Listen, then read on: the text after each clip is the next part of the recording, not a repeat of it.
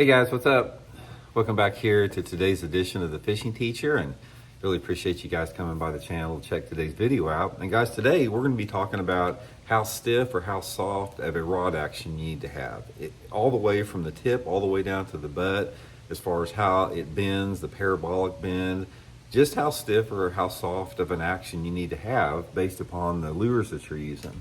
Because this has a lot to do, guys. It has a lot to do with landing the bass. It has a lot to do with the action that you impart on the lure. So I'm going to give you guys some tips and advice on it from my opinion there. And also guys, I will put my Megabass Rod link in the description of this video. Guys, Megabass has the highest quality rods of anywhere in the country or anywhere in the world. As a matter of fact, they've got a lot of different price points to fit people's budget. So if you guys are looking for a really good rod, please check out them out on my Tackle Warehouse link in the description of this video. Really appreciate that. Okay, now this is a pretty complicated situation in terms of what you're looking at if you're trying to if you're really being nitpicky. Now, if you're not being nitpicky and you're not like a perfectionist, you can get by with not having the absolute correct stiffness or softness in a rod with the lure categories you're using. In fact, if you want to, guys, you could have 3 different rods and cover everything. You could have a medium action spinning outfit. You could have just some type of a medium action bait cast outfit, like a 6.5, 7 footer. And then you could have a medium heavy action. Those pretty much would accomplish about everything that you need to do, but there's a lot of technique specific lures that require different actions. So for example, let's talk about a medium action spinning rod. And say you're fishing a jerkbait on a medium action spinning rod. A lot of times the length and the taper of that rod will have a big impact on how alive you can make that jerkbait when you jerk it, because you have to have the right balance of tip and butt in order to get the maximum action on that. So, that's what I'm talking about. You can get away with maybe not having the perfect action, but if you want to maximize the efficiency of a lure, then you really have to, analyze it in fine detail. Okay, now there's a couple different considerations here when you're talking about, let's just classify a stiff rod versus a soft tip rod or a medium action. Now, a lot of this has to do with the, how quick the tip bends here, the parabolic action of the tip here. The harder and stiffer this is right here, that is one aspect of it, and the easier it bends and the more radical it bends is another one.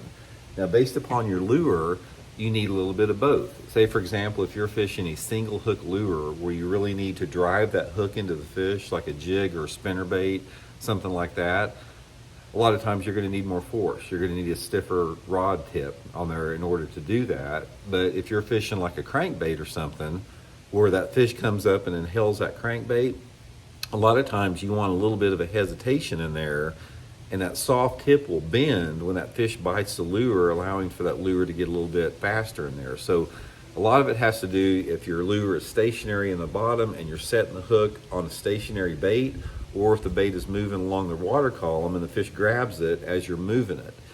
In general, like I said, the stiffer the rod needs to be, the more you're fishing those stationary type lures, and the softer the tip on a more of a reaction type of a situation. That's going to be that's a very fundamental level with that. So in correlation with that, you have rod length and butt stiffness too, because a lot of times you may want a rod that has a soft tip on it, but you want a stiff butt section. The butt section a lot of times will give you the power to drive that hook a little bit, but at the same time you have a little bit of flex on the end. So here's my recommendation on that.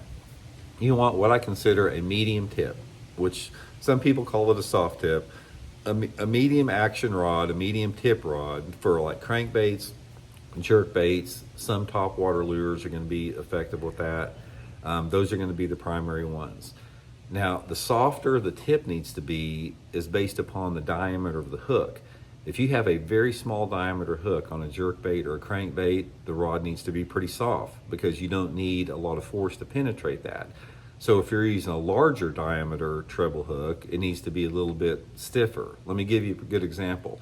If you're using like just a small crankbait that's got little number 6 hooks on it, soft tip rod. If you're using a big, like a DD22, a big, large, deep diving crankbait that has like number 2 treble hooks on it that are larger diameter and have a larger barb, you may need a little bit more on there. So that's a good indication with that. Ideally though, you want to try to get by with the rod that has the softest tip on it, because what happens is once you penetrate that hook into that fish's mouth, the soft tip rod is the best rod to fight a fish with. Because say for example, you got a medium tip rod, it's got a nice bend on it, and you hook a fish on a crankbait or whatever, and you're fighting that fish to the boat. When that fish gets around the boat and starts pulling like that, you have a shorter amount of line out, and that soft tip bending is forgiving. So if a fish makes a little bit of a run, if you hold that rod tip parallel to the fish, that bend of that rod is going to absorb a lot of that run, and you're a lot less apt to lose the fish. But if you have a big flipping stick, and say for example you got a fish on there and you're fighting that fish by the boat with that flipping stick, and that fish makes a run, the flipping stick, the tip on it is too stiff, and there's no forgiving qualities on it. And a lot of times if that fish is barely hooked, you'll tear the mouth of that fish. So ideally the softer tip rod is better for fighting a fish. But ultimately guys, one of the things about it is that you have to decide what your wants and needs are and what your budget is. If you got a big budget and you're a perfectionist, there's literally 30 different rod actions that you can use with spinning and bait caster. You can have anything from a 6 foot up to an 8 foot with different tapers and different actions and this and that, spinning, bait casting, whatever. But if you're like most anglers and you have you're on a budget with bass fishing, all you really need, guys, is a medium action spinning outfit, medium action bait caster, and a medium heavy bait cast rod. Those 3 right there will accomplish a lot of stuff.